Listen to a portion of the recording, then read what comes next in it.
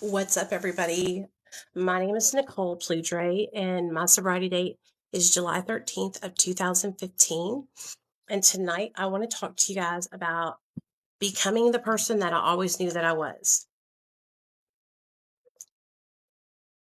And I want to share with you guys my journey since 2015 because I feel like sometimes on social media, you can be watching somebody and maybe you don't know their journey, and seeing them talk about like getting great jobs and getting, raises at their job, or, buying a new car or moving into a new house. Sometimes when you hear that, you can think, how are they doing that?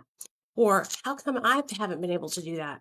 Or how come, or I have 7 years and I'm not there yet. Like you feel like it's impossible for you to obtain that, right? Hey, Margarita. And so, what I want to do is, I want to share with you guys step by step what I did to get to where I'm at today, how long it took me, what all I had to go through. Okay. Because I really want people to understand that it wasn't something that just happened overnight. And I want to encourage all of you guys. If you have been thinking about becoming a counselor or a recovery coach or a peer support specialist, whatever you have been wanting to do, and you have been putting it off because you feel like you're going to fail or you don't think you'll be good enough, I really want to push you guys to take that step and and do it. Okay. You will be so glad that you chose to. I was putting off going to school because I was afraid that I wasn't smart enough. I was afraid that I would fail because I haven't been to college in many, many years. And I barely passed fucking geometry or whatever in 12th grade. So, or whatever grade it was. So I, thought there's no way I can go back to college and actually be able to like soak in what I'm learning. But y'all, I'm so glad that I decided to take the plunge and do it, because now I'm furthering my education so I can be a better mom. I can support my family better. I can help people better. I can be the best version of myself. So let's get into it. All right. And if you guys want to subscribe to my TikTok account, there's a little star right there. And by subscribing, you get the little badge by your name that says love. And then you can post like these little emotes that I have. But really, it just helps me out. And I really appreciate it. If at any time during the live stream, you want to do that, just click that star. If you want to send me something like a little tippity tip, no, it's all in my bio. There's like everything there that you need. Okay. But I don't expect anything from any of you guys. I just appreciate y'all being here and listening to what I got to say. Okay. Let's get into it. So I got sober in 2015. All right. So I had been in recovery. I had been in and out of recovery for about 10 years.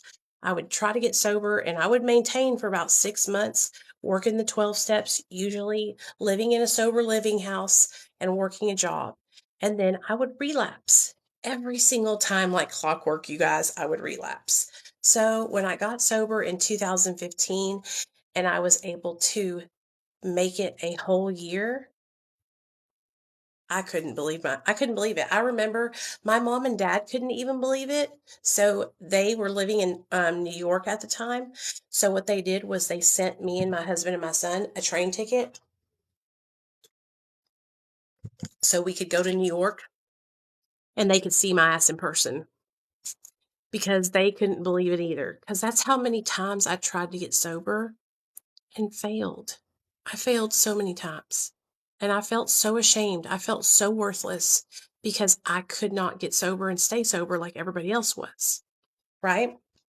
So in 2015, once I got out of treatment, I started fighting CPS to get my son back. Okay. My son got taken away from me in July of 2015, and I was devastated. So that first year, my main focus was getting my son back in my custody, staying gainfully employed, and staying sober. So that's what I did. I got a job working for Nukes, and I fucking was going to my job, going to meetings and coming home, submitting to drug tests, doing everything they asked me to do, and then going home, right? And in 10 months, my little boy got to come home. 10 months. Okay. He started getting to stay the night at around 8 or 9 months. So it all happened. I was so happy. I was so proud of me and my husband because we worked so hard. So that was what my first year consisted of. I didn't do a lot of like progressing, in my personal life because I was so focused on getting my son back. Now, this is where we come to my second year. Now, my second year, I was dealing with, I'm still dealing with this to this day, mom guilt. Hey, girl, I'm still dealing with mom guilt 7.5 years after getting sober. Okay. And so my second year sober, I was struggling so much, you guys. I felt horrible that I allowed my child to get taken away from me. Okay, so one thing that you need to know about me, yeah, Pamela, I know how you feel, baby, is that whenever I was in active addiction before I started shooting up, I used to see girls that were pregnant shooting up and just all skeezed out.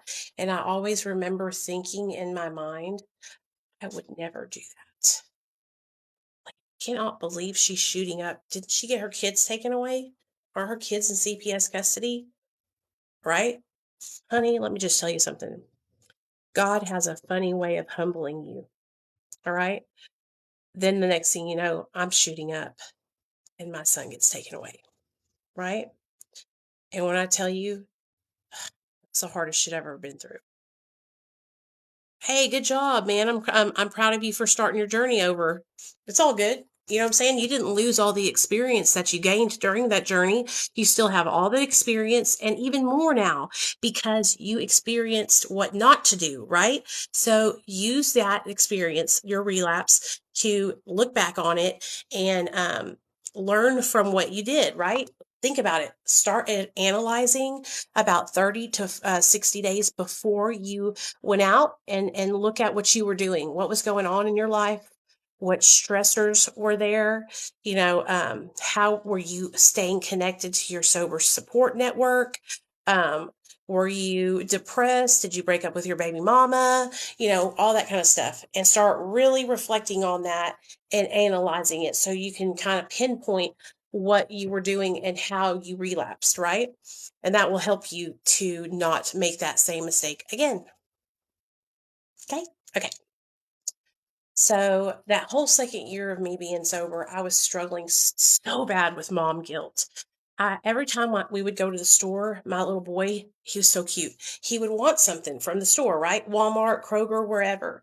And because I had so much mom guilt, I would just buy, buy. He would touch something and I would buy it for him, right? My closest friends and my girl left. Wow, that's a lot to deal with in a short period of time, man. That's a lot to deal with, right? And so now that you know that you struggle to deal with your emotions and cope without using when something, tragic happens, that means you need to beef up your support system, right? You need to start practicing on picking up the phone and calling someone and letting them know you're struggling, right? Not hiding it and keeping it a secret and going undercover. And these are things that you need to be looking at and start doing. Okay. Practice calling your sponsor or whoever it is that supports you. Get 10 phone numbers of other people that are sober. Like literally challenge yourself to go into the meeting and ask 10 people that have solid sobriety for their phone numbers. So that way, no matter what, if you're struggling, you'll always have a phone number to call. You know what I'm saying? So get to work. I just gave you an assignment. Love you. Glad your son's back in good hands now. Have you heard anything from Soberflex? Hey, so I texted him and I messaged him here on TikTok, and no, he has not responded to my comment. He did comment on my video and say thank you, and he said that he was sober and that he had court on Friday to get visitation with his kids. I love you, Nicole. And yes, I have guilt too. So I buy Colton a lot due to my guilt. Oh my God, girl, we are the same. Um, so you understand. So the whole second year I was dealing with mom guilt.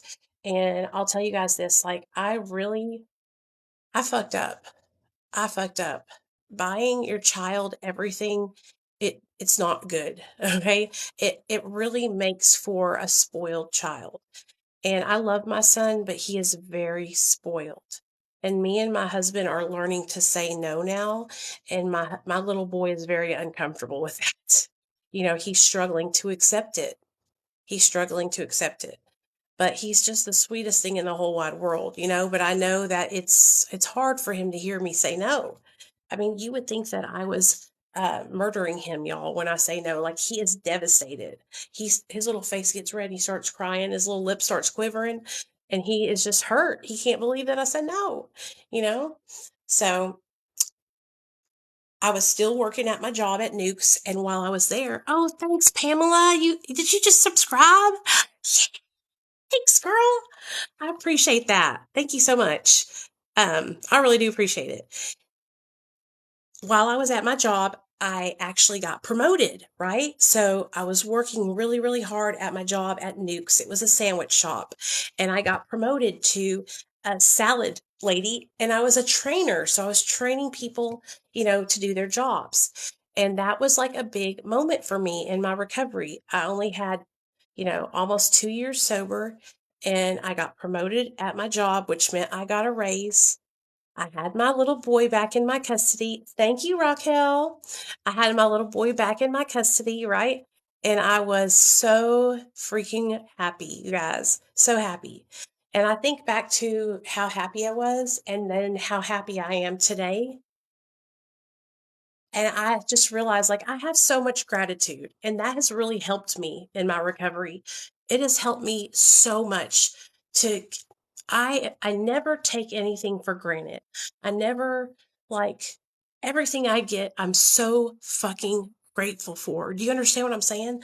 Like, I don't think I can explain to you guys enough how grateful I am, because I remember a time in my life where I couldn't work. I would get fired from my jobs because I was so fucking high, dude. And it was so embarrassing, you know? And so getting that job and getting promoted, man, I felt like $1 million. So that's year two down. Year three, some good stuff happened. So year three, towards the middle to the end of it, I got my car. I bought my first car. So me and my husband went down to the car dealership, and I didn't have very good credit. So my husband, of course, co-signed for me to get a car. And I got my car. It was 2017 Mazda 3. It's gray, and it's perfect for me. Absolutely perfect, right? And I had worked so hard to get to a point where I would be able to afford my car payment and insurance. Okay. So that was the one thing that my husband was like, you need to at least pay your car payment and insurance, right? And so I was like, hey, Lacey, thank you. So I was like, okay, you got it. I'm going to do that. And because I had a job that I didn't really make any money, at. My job was like barely enough money to do anything. And so when I got that, promotion and that raise, I was making just enough money to pay a $282 car payment and then my insurance every month. That's how bad it was when I was working, because I have I have a high school diploma. I went to high school. I graduated, and I have 2 years of college, but it's just basic classes. And so, um, the only kind of jobs that I was getting was like bartending or waiting tables or retail, right? And I'm really good at retail. Like, I'm the shit. Okay, I can get paid commission, and I'm on top of the world. But like, I didn't want to go back to a job, you guys, especially in my recovery, where I was having to manage people. Okay. You did, Lindsay? That's awesome. I didn't want to have to go to a job where I had to manage people, because one thing that I struggle with, and I've always struggled with this, is maintaining boundaries, okay, with people. I'm sure y'all can realize that too.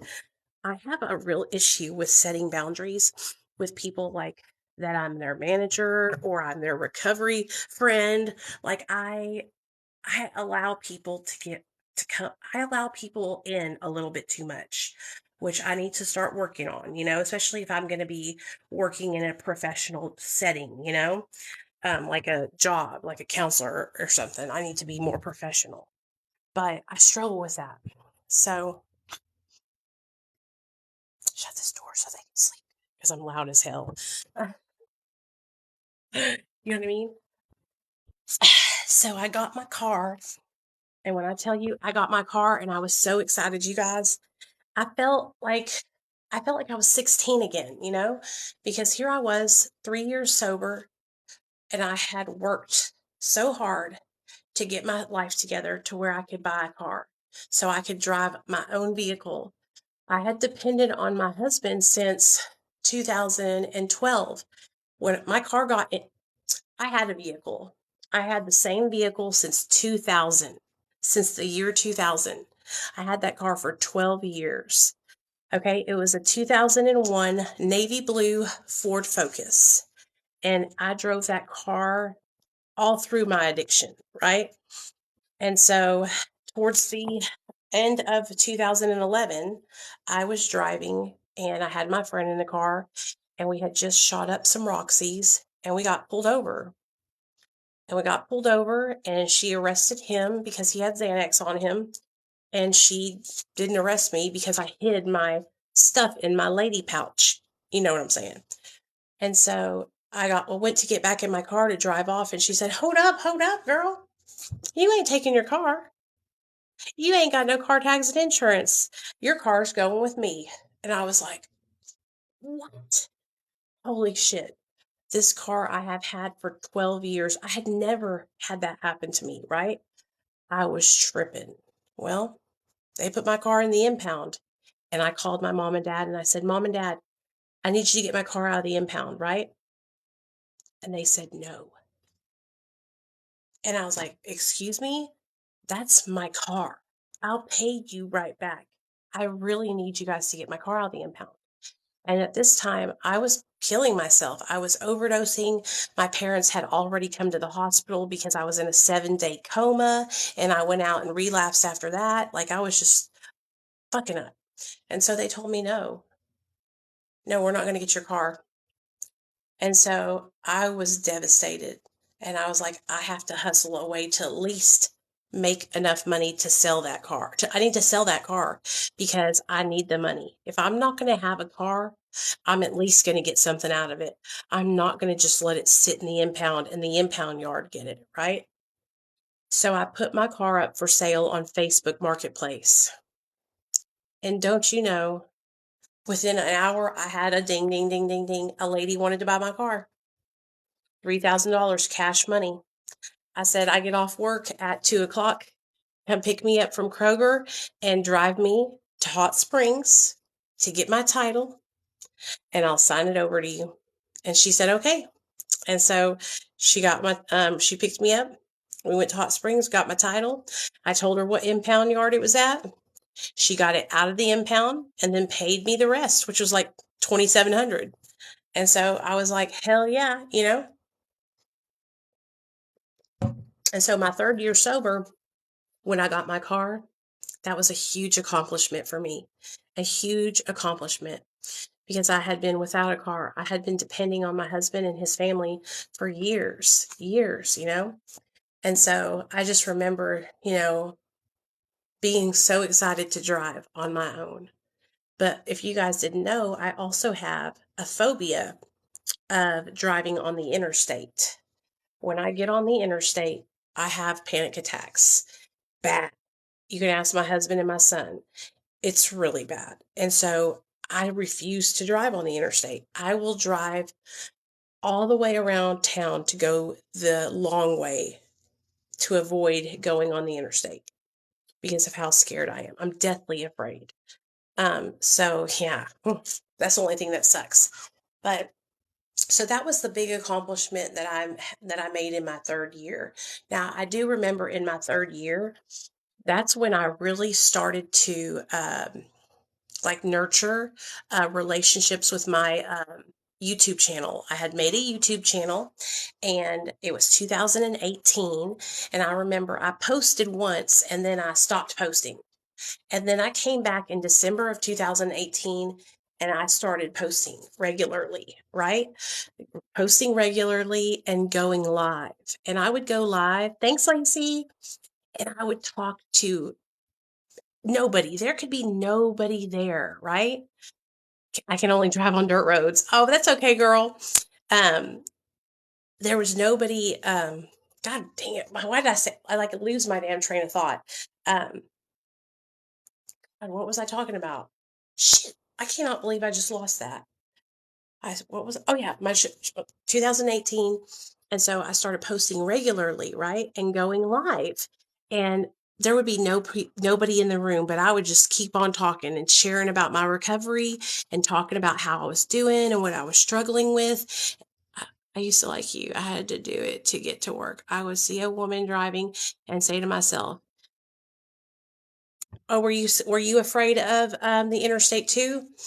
So anyway, started posting regularly and I started connecting with people and they were actually coming into my lives and like staying and watching them. And so that was that end of 2018 or yeah, the middle of 2018. It wasn't December, it was the middle.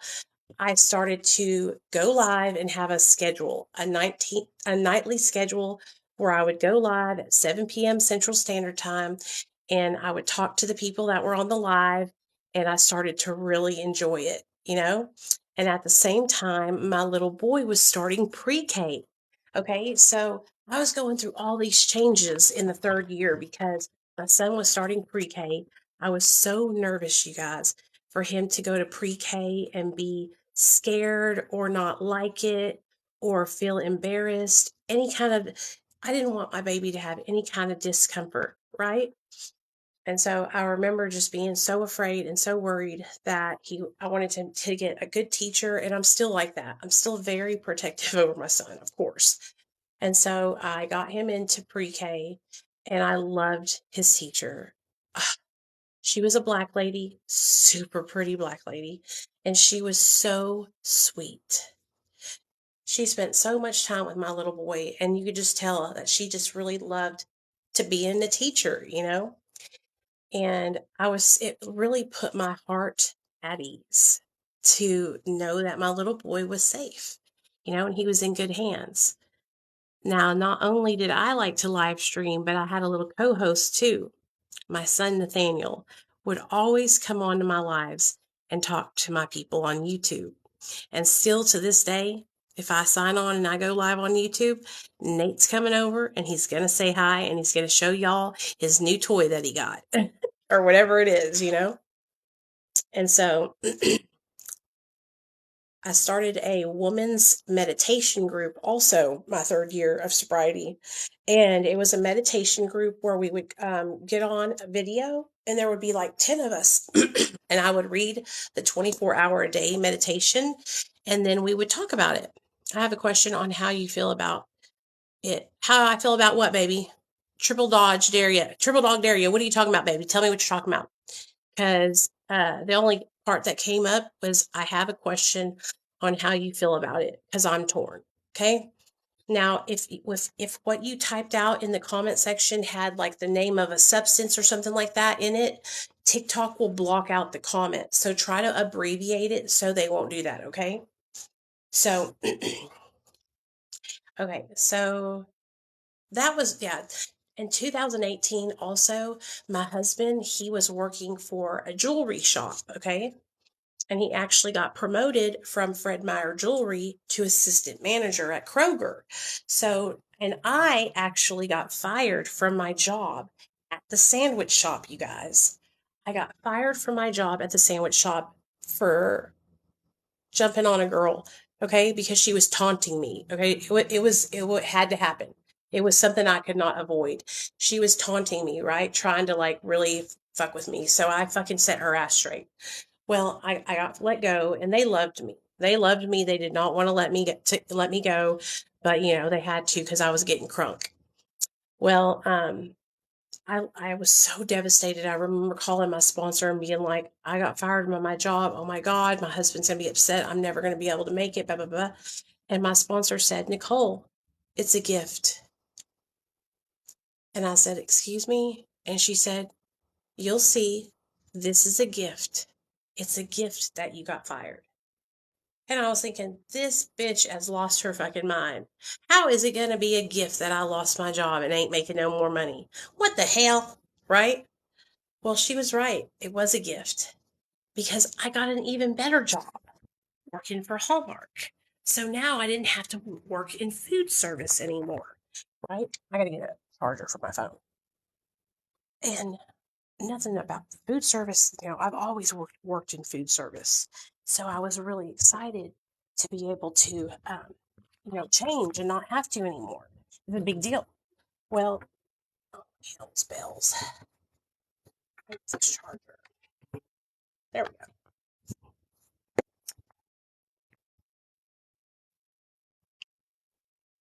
Anyways, hey, what's up, man? I was really excited to not have to work in food service anymore. I was like, hell yeah, right?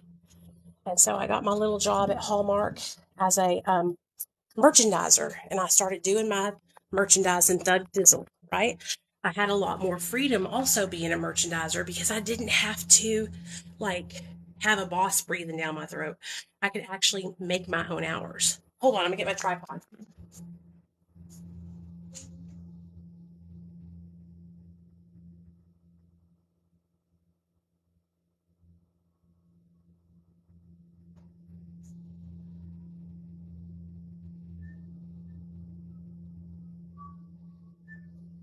Okay, sorry about that, y'all. Gotta get this thing that holds my phone. Um, Working as a merchandiser, you don't have to like abide by like a schedule. You make your own hours. So if you want to go into work early in the morning at 6 a.m., you can go into work early at 6 a.m. If you don't want to go into work until 7 p.m., you can go into work at 7 p.m. as long as your work is done by midnight. And that was cool as fuck. So a merchandiser is a person who, so what I would do is I would get the shipment at each store because at Hallmark, they would have their cards shipped into the store. So if it was a Walgreens, I would go, to the back, and I usually had the code to the back office, and I beep beep beep beep beep let myself in. I would bust down my shipment of cards, roll them out on a little buggy thing, and I would put them out. Okay, I would also do the changes for holidays. So whenever it would be, Thanksgiving to Christmas, I would have to go in and clean out all of Thanksgiving and put up Christmas. And I would have to follow these like merchandising diagrams, right? Because you can't just throw it up there any way you want to. It's like there's actually a system to it. So I had to do that. I worked at four Walgreens, four Walgreens, and four Kroger's, and two post offices. And that's what I did for Hallmark, and I loved it. I loved it. It was something I could get down with, right? And so when I got that job, I remembered me and my husband. I said, good things keep on happening, and it's because we're sober. It's because we're sober. If I wasn't sober, none of this would be happening. If you weren't sober, none of this would be happening, Neil. Because when we're fucked up, we fuck up our life, right? We lose shit. And so it was apparent to me that, changing our lives and getting sober was the best thing was so happy.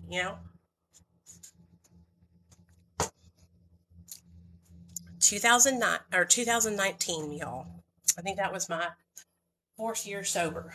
2019 comes, and I am balls deep in YouTube, okay? I am dedicated, right? I have a show. I'm live streaming 7 days a week, 7 p.m. Central Standard Time, and it is on and popping. I have my phone number at the bottom of the screen. My phone is ringing all day long, right? and I'm helping people get into treatment, and I'm helping people find recovery. I'm helping people get in to see a Suboxone doctor, all kinds of stuff. And I'm working my full-time job. I'm taking care of my kid, and I'm taking care of my husband. And I'm doing all this on my YouTube channel because I just like helping people for nothing, for free. Okay. I'm just doing it because I care, and that's what I wanted to do. I wanted to help people. So as I was making these videos and as I was conversating with people who were following me on YouTube, I noticed that there was a fucking gap, right? Like there was a gap there. So there was all this treatment where people could go to treatment or go to see a therapist or a counselor. But what about, or they could go to a meeting, but like, what about help in between that, right? So there was like a gap. And so I was like, you know what? I can fill in this gap. And also, there's nowhere to go for people on medication assisted treatment. There's nobody really like talking about being on Suboxone or methadone and it being totally acceptable in recovery. And I was like, I'm going to do it. I'm going to make a community for people that are on MAT, that are sober, and it's going to be the shit. And I had already, like without knowing it, right, done that because I was super open minded. I talked about being on Suboxone. I helped other people with their medications and stuff, and we were just all supporting each other, right? And by the end of 2019 into 2020, you guys, it was we had hundreds of people coming to these Mara meetings on Friday nights. It was amazing. It was so good. I cried. That's how good it was. And I'm not talking like it was good because I'm talking like people were coming up and sharing, right? Like it's cool. I don't mind talking and stuff all the time, but whenever I get like people that are like wanting to participate, people that are wanting to come up and share how they're doing and talk about what they're going through, that's what I fucking live for because that means people are they feel safe. They feel comfortable to come up and share and open up their it's a very vulnerable spot to be in, right? When you're talking about your recovery. A lot of the people that were on there were people who were, just getting sober, or maybe they just, had an episode of use and went back out. And so it meant a lot to me that people were actually putting in the effort, people were actually wanting to be there. And man, that just made me even more excited and want to do it even more, So um, at the end of 2019, I had just met Dr. B that year, or 2018, at the end of 2018, and he called me in November of 2019, and he said, "Hey, Nicole, I want to ask you something." I was like, "Hey, yeah, what's up?" I wanted to ask you if we had a position for you to work, would you want to work it? And I was like, bawling my eyes out. I was like, I would be honored. I would be honored to work at any position with you, Dr. B. Right? And he was like, okay, well, if we call you in January and let you know when it's going on, we'll get you started. And I was like crying. I got off the phone. I ran and told my husband that there might be a position for me to work. And my husband was like, oh, that's awesome. But he was like looking at me like, yeah, whatever. Right? Well, 2020, January of 2020, they called me and I got my job. I got hired and my life changed completely. I went from working outside of the home to working inside the home. But you know what else changed about it? I was already putting my whole life dedicated, my whole life to taking care of my son and helping people that have the disease of addiction. I was already doing meetings. I was already giving my phone number out. I was already doing all the service, right? And so when I started my job, it wasn't like, it wasn't a big change from what I was already doing, right? I was just doing it for someone else also. And so I'm taking a bath because I'm feeling bored. Oh, okay. Oh no, I hate bad dreams like that. I won't post. Hey, you can DM me, okay? You have to word it differently. You have to like literally. If you want to post the word, post one letter, skip a space, post another letter. You know what I'm saying? And so And the year that they hired me and I started working with Dr. B, you guys, I was so grateful to be able to answer the phones for him and help the people that were calling. Okay, so I started out and all I was doing was answering the phones. I had to answer the phones and I would say, American Addiction Institute of Mind and Medicine, this is Nicole speaking. How can I help you? And usually, 9 times out of 10, the person on the other line was looking for residential treatment. Okay. And so we weren't a residential program at that time. We only did outpatient. And so I would let the person know, we do outpatient. This is what the program offers. This is what we do, blah, blah, blah, blah, blah, right? Dr. Viviana Ritalin.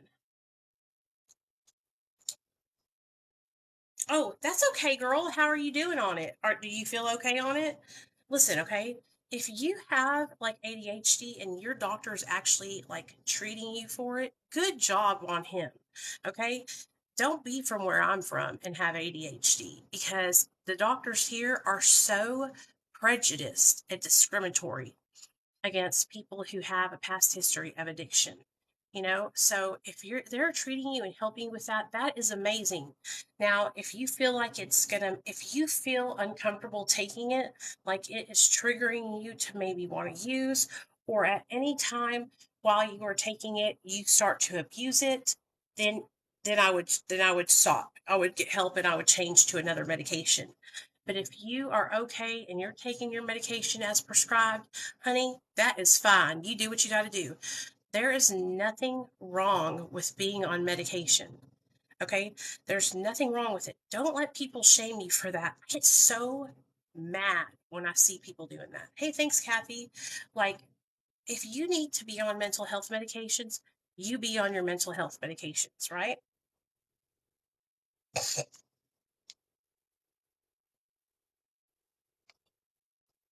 Have you already started taking it? Tell y'all a story about that, okay? So here where I live, okay, there is this group of sponsor family, right? And the main sponsor, believes that if you are on medicines for your mental health, that it blocks you from being able to have a spiritual awakening and that you should not be on them. And so she will not sponsor anyone unless they're completely off of their psych meds. That Can you imagine that? Okay. Like people commit suicide because of that. Well, yeah, you can message me, Kathy. That's fine. But I didn't see your comment. It didn't come through. All I see is the one that says love you. Um,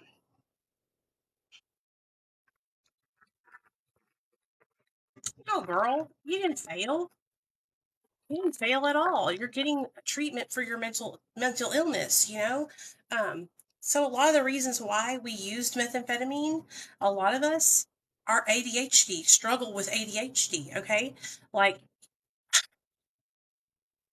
now that I am 40 years old, it is so much more like apparent to me all the things that I have struggled with. Cassandra, what's up, girl?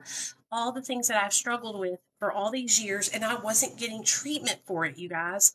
Like, you can sit and watch my videos. If you watch my videos over again, like especially the live I did with my friend Kevin today, and you can watch me go from one topic. It's like so hard to follow me, and I feel bad and I want to do better, but it's so hard for me to stay on each subject. You know what I'm saying? I've been really trying to be more mindful about it. And also now that I am working from home, I struggle so much to get the things that I need to get done because I'm procrastinating. And I'm like, it's just fucking bullshit. But because I'm on Wellbutrin and Lexapro, they said they couldn't put me on Strattera because it interacted with one of the medications I was on. So I'm just I've been managing it for this long. I guess I'm just gonna have to manage it till the day I die. Well, you know what? That's a good though. So let me tell you something. That's a healthy fear, and healthy fear is good. Okay, I would think there was probably something wrong with you if you weren't nervous or afraid, right? It's like this. when you go out to, let's say you live in Florida, right? And there's gators everywhere. And you go into the swamp, right, with all these gators, and you're not afraid at all. They're all surrounding you. I would be looking at you like, are you okay? Right? Like, it's okay. That's normal to be nervous and afraid, right? Like, that's good. That means that you have respect for yourself and your recovery. And you are being weary of taking a medication because you don't want it to affect you in a negative way, right? And so what you're doing now is you're telling on your disease, and you're letting other people know that you are worried about it and to keep an eye on you, and that's a good thing. So you're doing all the right stuff. If I were you, if you're like working with a sponsor or whatever, or a mentor or accountability partner, I would talk to them and tell them, hey, I started this new medication. Keep an eye on me. I just want to make sure that I don't, do something stupid, and just have some people to support you, and you'll be fine. Kind of like if you broke your back and you had to take pain meds, then you would, probably have somebody give them to you as prescribed, and have people help you out with that, right? Just support. So, oh, you quit on your own? Well, you're in here now, and we all know. You know what I'm saying? And so now you got all of us knowing. Anyway, so after I got my job, and I first started working with Dr. B, so a lot of people think that I started working. So I work in marketing. Okay, I work for a social media marketing company, actually the best one in the world, Socialty Pro, and we are good. My boss is a genius. I started working for Socialty Pro, and Socialty Pro actually manages Dr. B's social media. And so that is how I got connected with Dr. B to answer his phones and stuff, right? And so my other part of my job is social media account management, and I manage a bunch of different social media accounts, right? And I help with like helping people. Like I just recently, like I'm helping people become influencers, right? And so I just recently had a brand that is just getting started, so they can't pay cash right now. They can just give away free products. And so I reached out to a bunch of like new people that are trying to get their TikTok accounts built up and stuff like that, and said, "Hey, would y'all do me this favor and make a video for this brand?" And they agreed, because they'll get free products. Well, I put all their names on a list, right? Next time we work with a brand that's paying cash money, I'm going to reach out to those people and give them the opportunity to work with the brand too. So we work with a lot of different brands and stuff. So a lot of opportunities come. So I want to help other people in the recovery community be able to monetize their content.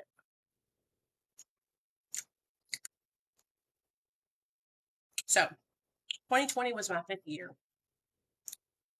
So, and 2020 was also the year that I joined TikTok.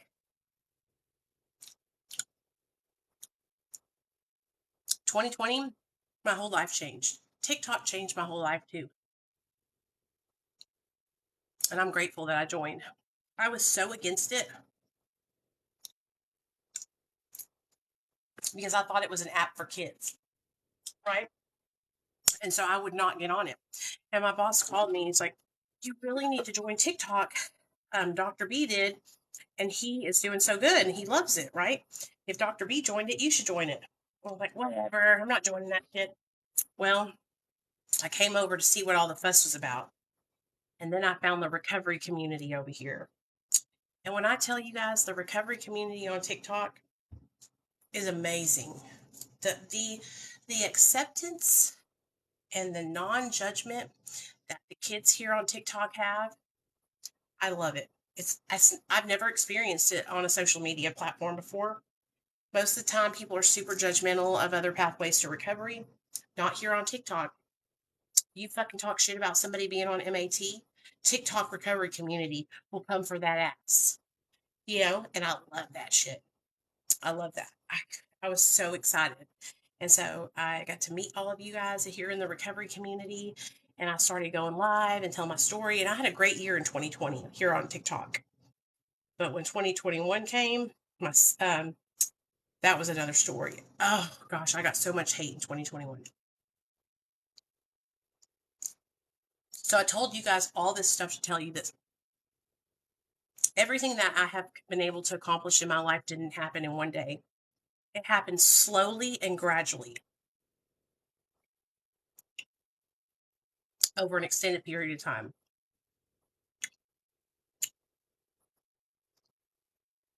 I worked my way up from being at the bottom, right? And now I'm right in the middle. I still got a long way to go to the top, but I'm working on it, you know? So I want to encourage you guys because for the longest time, I didn't think that I would ever be able to do anything. I thought so low of myself, right?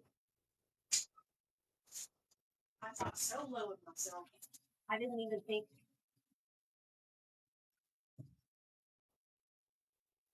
I don't have enough confidence, right? And I don't give myself enough credit.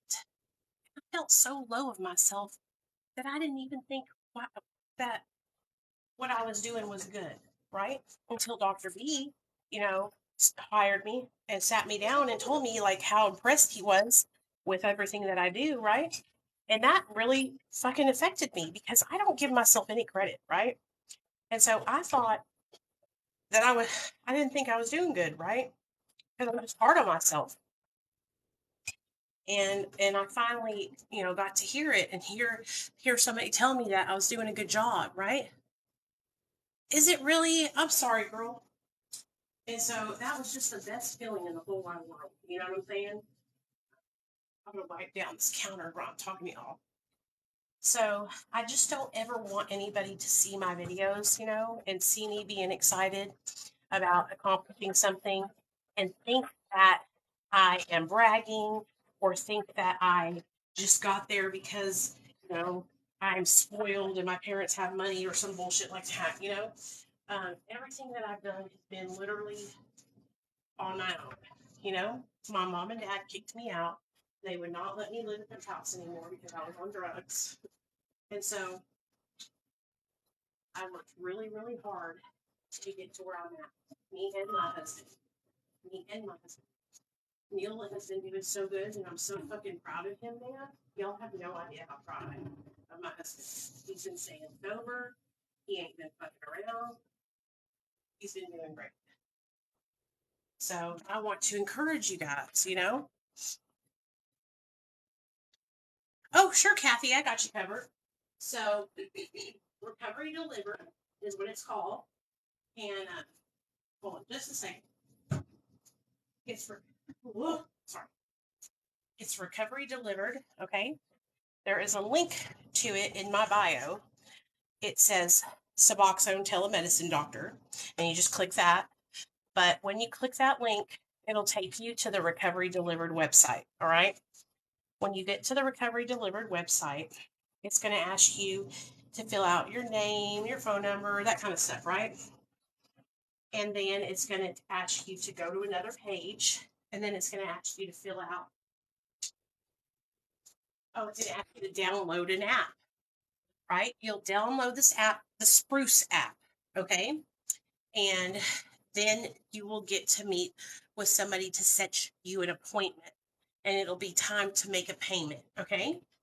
When you go and you're getting ready to make the payment, make sure that you tell them you're coming from me, Nicole, because they will give you 50% off your first appointment.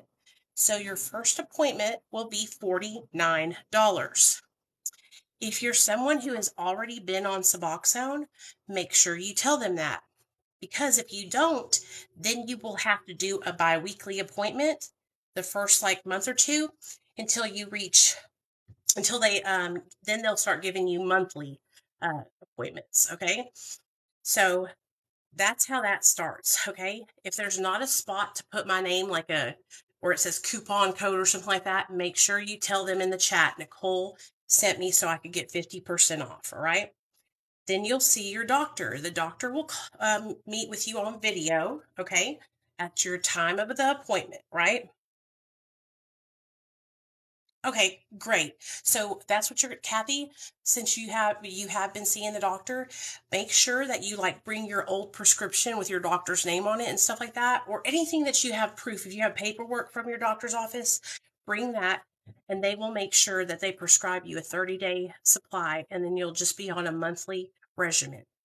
You'll see your physician. We have physicians that can prescribe in all 50 states. We hired over 30 new doctors. Okay, we have plenty of doctors. And so you'll meet with them.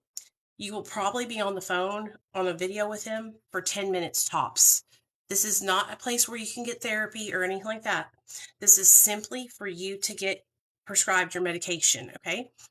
You'll have to get the mouth swabs from Amazon. They'll tell you which ones to get. And you'll take a drug test on your next appointment. You'll put the dipstick in your mouth, put it in this thing, shake it up, and it will turn a different color to show what drugs are in your system, right? You'll do that, and then you'll be one and done. Now, they don't take insurance, so you have to pay cash. So the first appointment's $49, and then they're $89 after that. They have their own pharmacy. So if for some reason you don't have a pharmacy in the area, they can fill the prescription for you at their pharmacy and then ship it to your door. Okay. They allow you to be, if you're a medical marijuana patient, that's fine. If you're prescribed benzodiazepines, it's fine. As long as you have a prescription, you're fine. Okay. They only prescribe Suboxone, no Subutex. The highest they will go is 3 strips a day. But he doesn't have the 49. Oh, my ear itches. You know what I would do if I was you, Amanda? I would fucking put up a video and I would ask some people to help you to get that $49 raised up for him because that's not a lot of money, and I'm sure people will be willing to help out. You know what I'm saying? It's always worth a try. A lady needed help the other day, so I put up a little post for her to put people to get a hold of her, and so many people reached out to her and brought her like kids' clothes and all kinds of stuff because she was needing help with her kids. So, but yeah, if you have any more questions about it, Kathy, ask away. It's so easy. So the point of Recovery Delivered is convenience. Okay, my friend Marcus, he started, Recovery Delivered because his friend overdosed, on drugs, on heroin, and he wanted to make it to where anybody can get Suboxone. So the problem is for a lot of people that live in rural areas, they have to drive hours into town to go to the clinic, right? Hours. There's some places out in like Georgia and all those kind of places, even here in Arkansas, where MAT is not available, right? And so with Recovery Delivered, you can access this treatment like anywhere you live, right? Oh girl, if they start doing Sublocade, that would be awesome. But because the Sublocade shot is a shot, the doctor would actually have to be located in the state where you live. These doctors are like, some of them are in New York, some of them are in Kansas, some of them are in Mississippi. And so they're just licensed to prescribe in other states, Yeah, that's what I was telling her. That's what I was saying. Self isolated. Um, just put a video up and say my husband is wanting to get his wanted to get on MAT treatment, and he doesn't have the money, and I just want to help him to get better. And I'm sure that would only take a couple people to donate. Honey, I'm in Little Rock. So Sublocade. I cannot wait until more doctors start doing Sublocade here in Little Rock. I called every Suboxone doctor here, and the only one that I found that does it is UAMS. Heather, do you know of any other ones that do it? I do not want to go to UAMS, y'all. Again, I just don't like them over there. I feel like they just like, I don't know, it's weird because I was there for like so many years, right? And I felt like every time I went in there, they made me feel like I was just a drug addict, you know? I never felt like, I don't know how to explain it, it just wasn't a good feeling.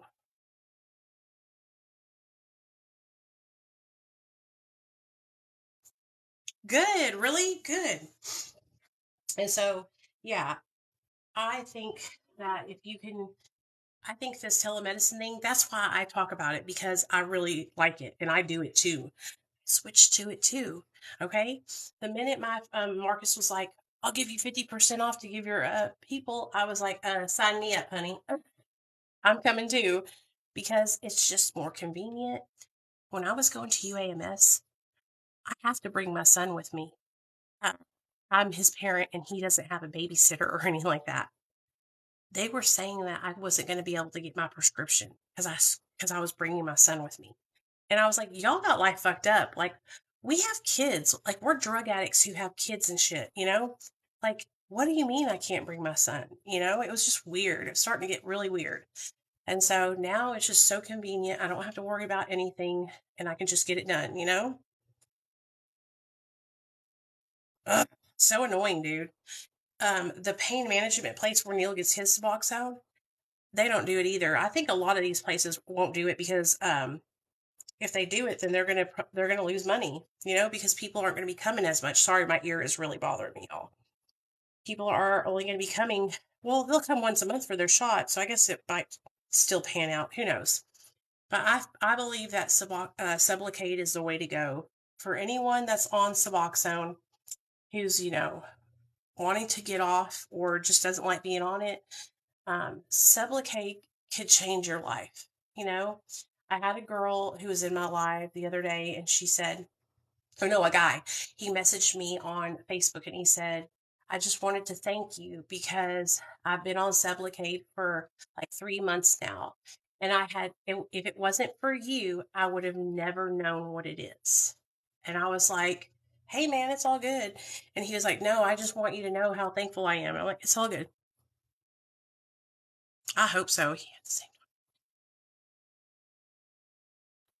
Yep. I know. I hate that. Yeah. That's why I like this place because they're like super affordable and they're not trying to milk you for everything you have, right? What, Kathy? Kathy, do you want to message me? I'm going to follow you so you can message me. Okay, honey? Okay, there we go. Um,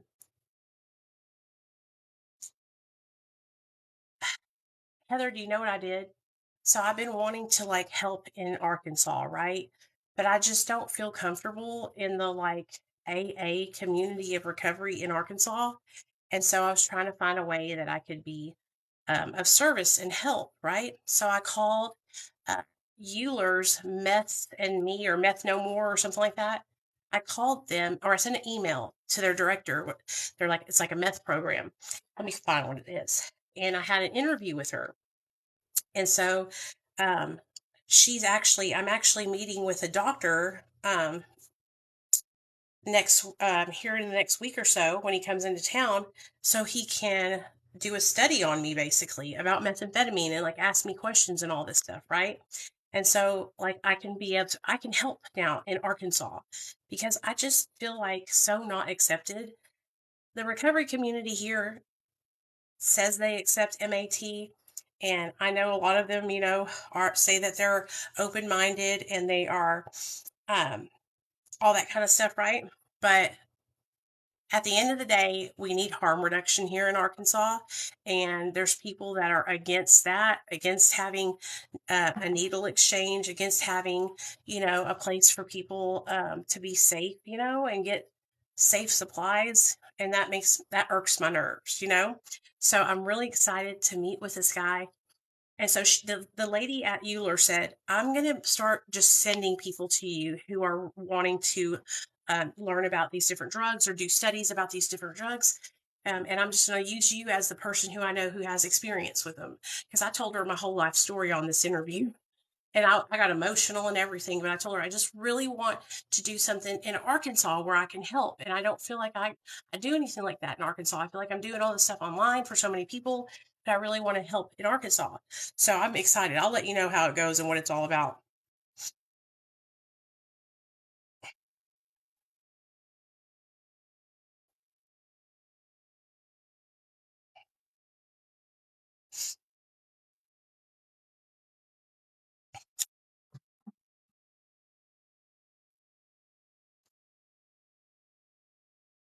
Oh, I'm sorry, Tyrell. Do you not struggle with addiction? Was it just like a one-time thing? Because I can understand that must feel crappy, huh?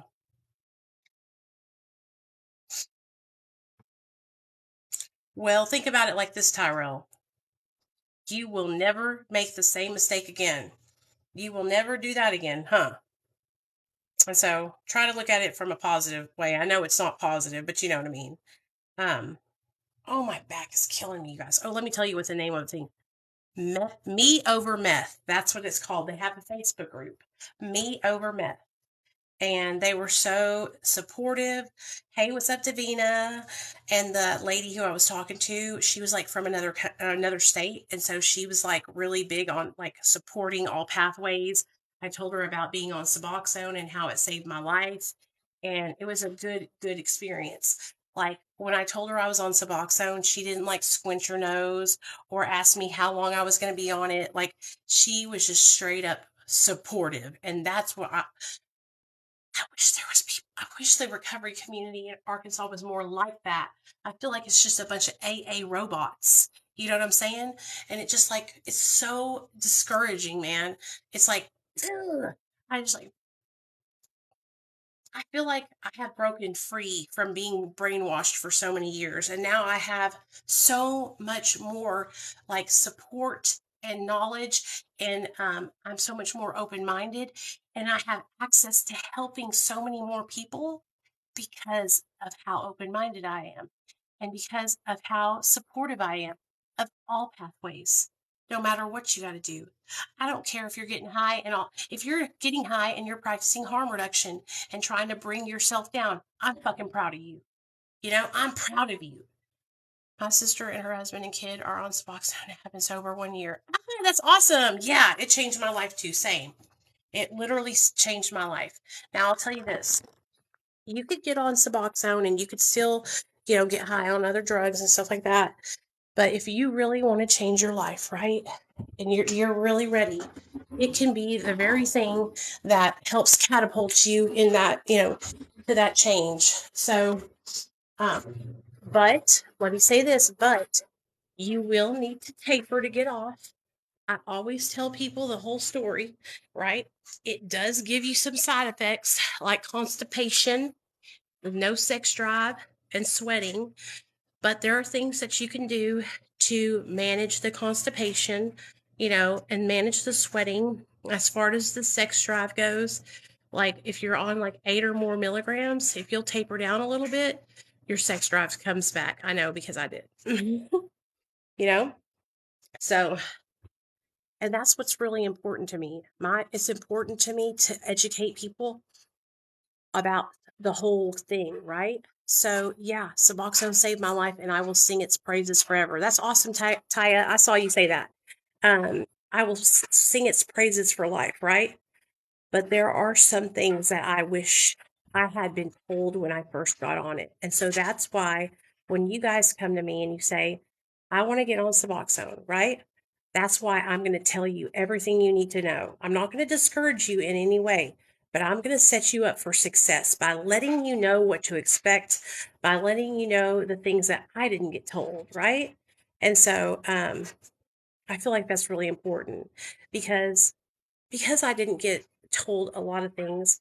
I kind of felt like I got duped. You know what I'm saying?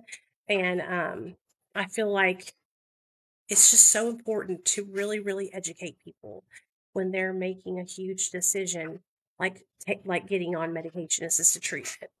Because getting on medication assisted treatment, you guys, it is a life changing experience, and it's also something that you need to be prepared for and understand that when you're ready to taper off, you're going to have to really dedicate yourself to doing that, right? And get really focused.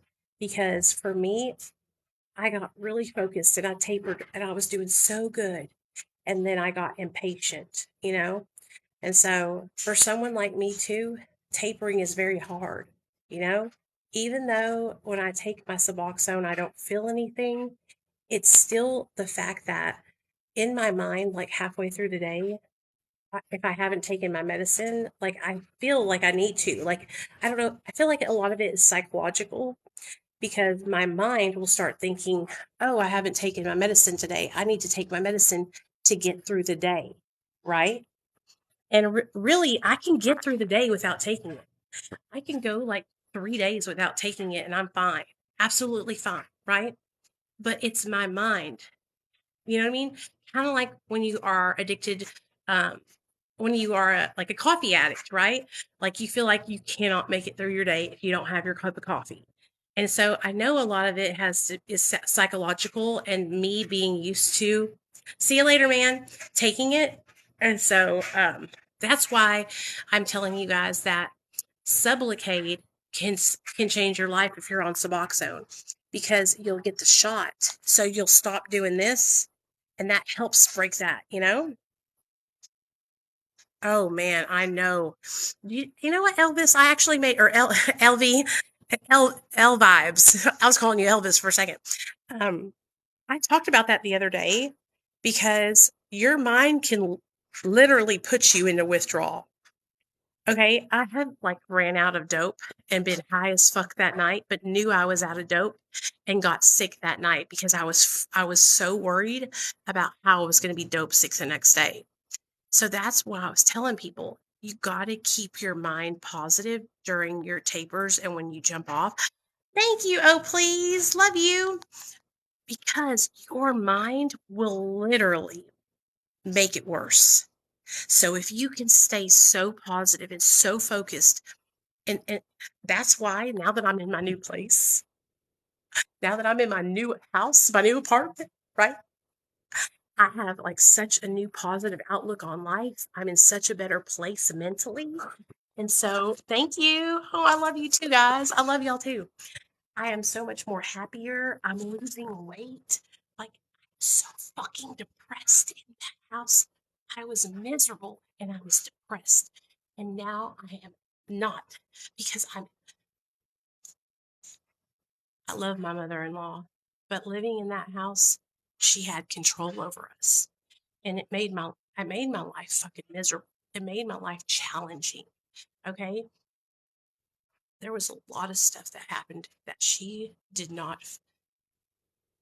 We didn't have a stove for 5 years and we were paying rent.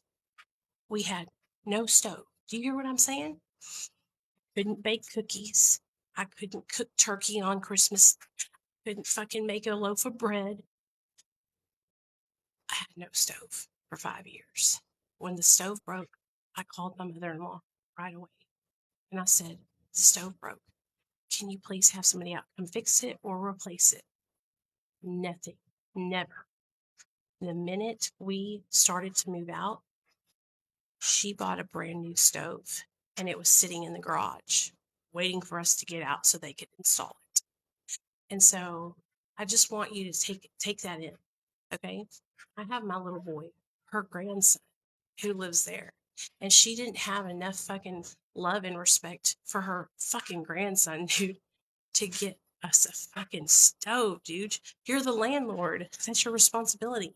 You know, it was just beyond, I couldn't believe it.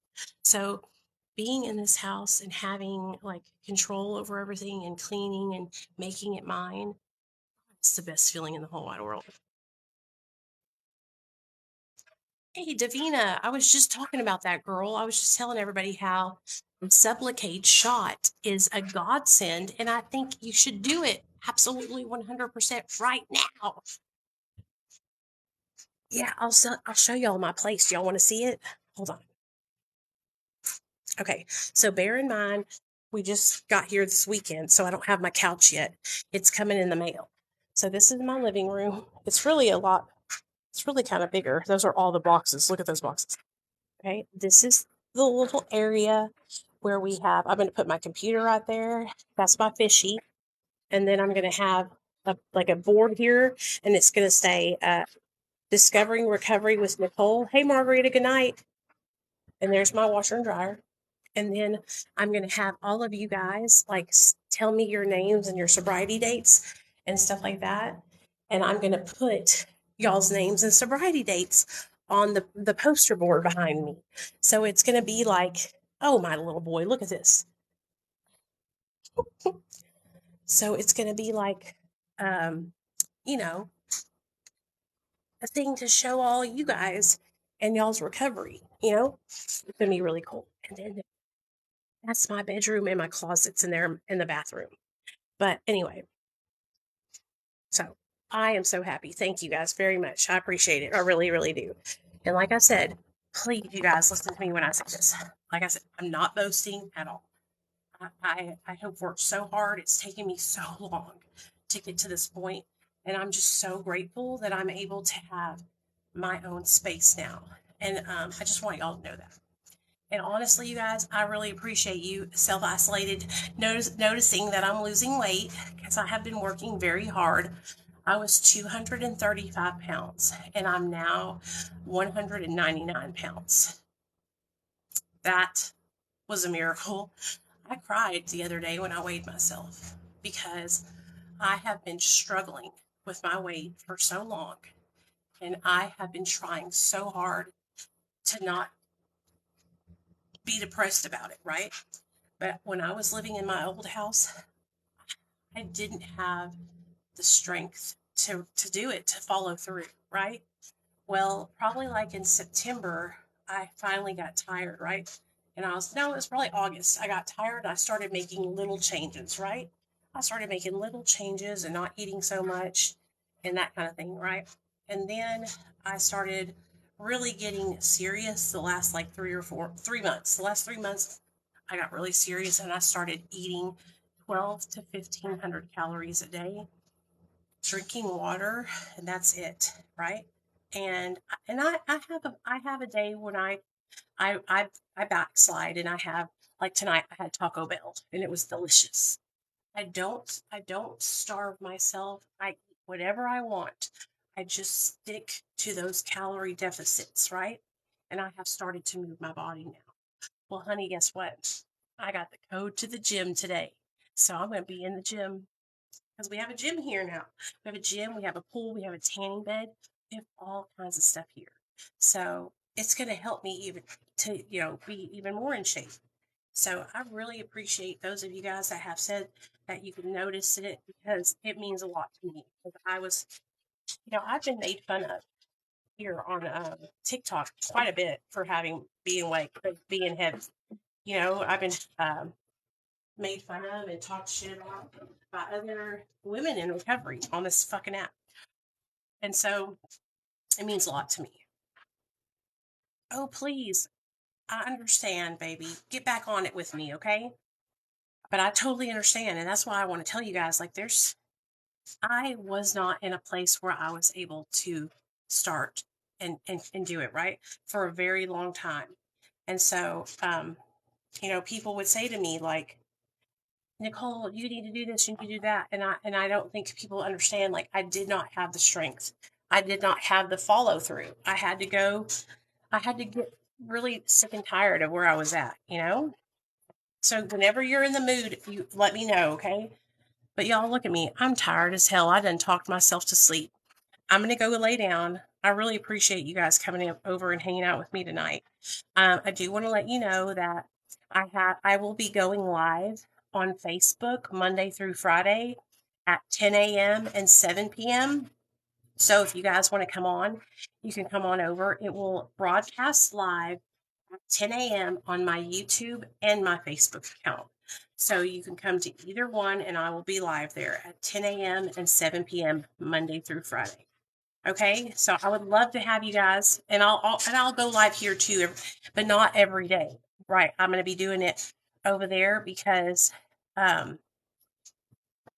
here I can get reported and stuff like that, and it just is easier to go live and not have any issues on Facebook. You know what I mean? I don't want to have any issues with my TikTok because my TikTok is important to me, right? And I have built it up, and I am very protective over it because people were like mass reporting me last year. So I'm going to try to stick to doing my lives on YouTube and Facebook at the same time.